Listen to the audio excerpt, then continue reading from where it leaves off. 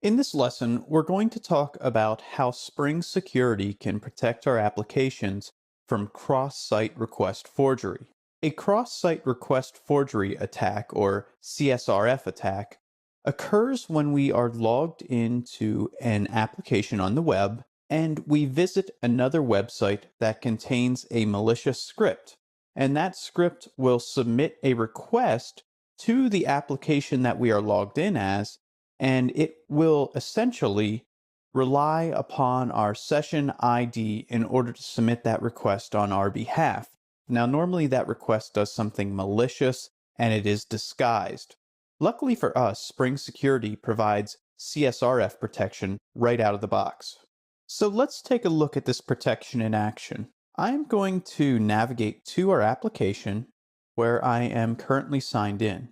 I will then go to the appointments page and I will attempt to create an appointment. So I'll just pick a date, pick a make and a model, and then a year and a service we need.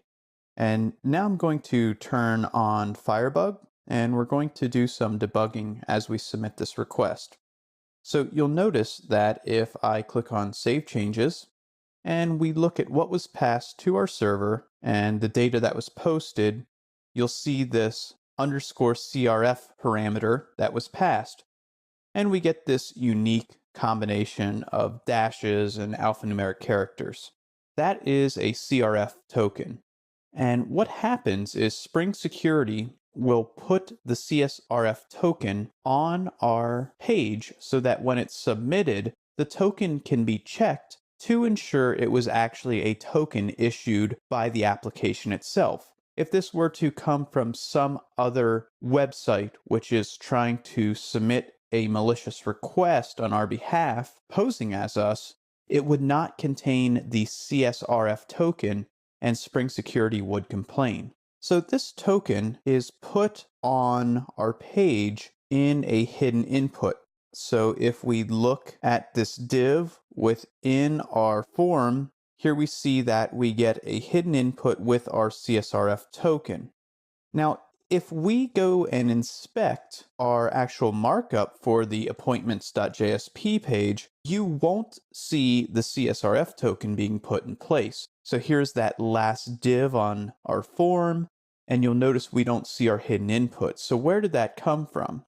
Well, when using Spring MVC, and we use the form tag, it automatically puts in a CSRF token for us. So we don't have to worry about including that token on our own. Now, if we were to use a traditional HTML form, we would then need to rely upon Spring Security's tag library to input a CSRF token.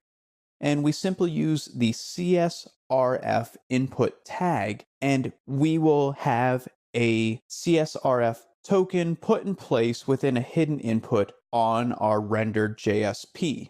Now, if for some reason you wish to turn off the CSRF protection, you can do that very simply within the body of your HTTP tag. So simply use the security namespace, and then with the CSRF tag, there is a disabled attribute that you can set to true. And then you will no longer have Spring Security's protection for CSRF attacks. One thing to note about CSRF protection within Spring Security is that it is not going to apply to all requests. It mainly is looking at requests that are attempting to change or post information back. So all of your posts will need to be protected when using CSRF protection in Spring Security.